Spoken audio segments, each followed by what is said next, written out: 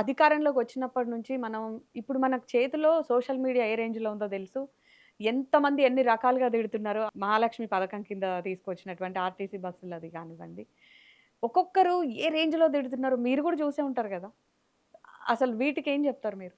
అంటే social media ప్రజల్ని aware చేసే విధంగా ఉంటే బాగుంటది.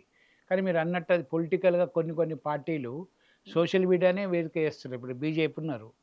గతంలో పెద్దలు రామ్ మాధవ్ గారు ఉండారు. మొత్తం సోషల్ మీడియా దాదాపు 1,00,00,000 మంది అనుకుంటా పేపర్‌లో వచ్చిన ప్రకారం 1,00,00,000 మందిని పెట్టి సోషల్ నడిపించారు. హుహు. ఎవరైనా మీరు మోడీ గారి మీద ఒకరు ఏమన్నా వ్యాఖ్య చేస్తే 1972 నుంచి మొదలుపెడతారు.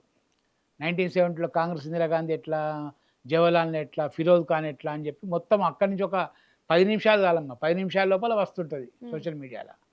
ఇప్పుడు కూడా బీఆర్ఎస్ కూడా ఏందంటే అప్పుడు రూమర్స్ వచ్చినాయి. వార్తలు కూడా వచ్చినాయి రూమర్స్ అయితే ఇటు కాకుండా. బీఆర్ఎస్ గాని, బీజేపీ మీద గాని ఏవన్నా ట్రోల్స్ గాని ఇలాంటివి ఏవన్నా వచ్చాయనుకోండి. అప్పుడు కాంగ్రెస్ కూడా పెట్టిచ్చింది ఆటోమేటిక్‌గా అనుకోవచ్చా? అందరూ వాడుకుంటున్నారు. ఇప్పుడు హ్మ్. సోషల్ మీడియాని అందరూ వాడుకుంటున్నారు. హ్మ్. కానీ ఎవరు వాడుకున్నా కూడా ఏందంటే అది కొద్దిగా క్వాలిటీ ఉండాలి. హ్మ్. ఇప్పుడు ఇండివిడ్యువల్‌గా పోతున్నది. చాలామంది ఏందంటే పొలిటికల్ లీడర్స్‌ని క్రిటిసైజ్ చేయటము. హ్మ్. పొలిటికల్ దాని దుర్మార్గులు కదా అందరూ. ఏం దుర్మార్గులు అన్ని హ్మ్. అన్ని రంగాల్లో అందరుంటారు. హ్మ్. కానీ ఓ పొలిటీషియను ఇట్లా అని లేకుంటే సినిమా యాక్టర్ ఇట్లా ఒకటి ఇన్సిడెంట్ జరిగితే దాన్ని చివరికి మనకే వస్తదన్నట్టు. అది 100% చేసుకొని. హ్మ్. కనుక సోషల్ మీడియా గూడా అన్ని ప్రభుత్వాలు గూడా ఈవెన్ కేంద్ర ప్రభుత్వం గూడా హ్మ్. యాక్టివ్ జేయాలి, రెస్ట్రిక్ట్ చేయాలి కొన్ని విషయాలని జెప్పేసి బిల్ గూడా బహుశా హ్మ్. తీసుకొస్తుండవచ్చు. హ్మ్. అదే పంతా రాష్ట్ర ప్రభుత్వాలు గూడా పాటిస్తాయి. హ్మ్. సోషల్ మీడియా అనేది మంచిదే. సోషల్ మీడియా ద్వారా అవేర్‌నెస్ మంచిదే గానీ, అది కొద్దిగా ఎక్కువైంది ఈ మధ్యన. ఎక్కువై ఇండివిడ్యువల్‌గా పోకడము, లేకుంటే కుటుంబాలలకు పోవటము, పర్సనల్ లైఫ్‌లో పోవద్దు. హ్మ్. ఏదైనా తప్పు చేసిండ్రు ప్రభుత్వం, ఏ ప్రభుత్వమైనా, మా ప్రభుత్వం గాని, ఏ ప్రభుత్వం గాని, ఇది తప్పు కదా! ఇట్లా చేయొచ్చుగా అని చెప్పి సజెషన్ ఇవ్వవచ్చు. They give suggestion.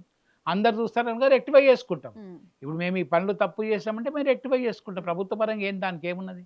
భేషాలు ఓలు కదా! సీఎం కూడా చెప్పిండు. మేము కూడా మా నాయకులం ఎక్కడ చెప్తున్నాము. తప్పు అయింటే చెప్పండి రెక్టిఫై చేద్దాము. హ్మ్. కాకపోతే తప్పు, తప్పు అనే బదులు రెక్టిఫై చేసే అవకాశాలున్నాయి కదా! ఈ ప్రభుత్వానికి. మళ్ళా వేరే పార్టీలకు అవకాశాలు లేవు కదా! ఇంకా హ్మ్. 3 సంవత్సరాలు ఈ గవర్నమెంటే ఉంటది. తప్పు చేసినా, రెక్టిఫై చేసినా మేమే జేయాలి. వేరేవాళ్ళకి లేదు గదా! హ్మ్. వేరేవాళ్ళు ఓన్లీ రాళ్ళు వేసుడికే పనికొస్తారట్లా. సో, 3 సంవత్సరాల తర్వాత మళ్ళీ మీ పార్టీ అధికారంలోకి వస్తుందని నమ్మకం ఉందా? ఇప్పుడున్నటువంటి పరిస్థితులు, ఈ సినారియో చూస్తుంటే? 6 హామీలో రైతు రుణమాఫీ 2,00,000 అని జెప్పాడు. కానీ 2,00,000 లోపల ఇచ్చాము. కానీ అందరికి ముట్టలేదు. ఒకటికి 190, 195 దాకొచ్చినాయి. ఇంకా 2,00,000 కావాలంటే 800 క్రోర్స్ కావాలి.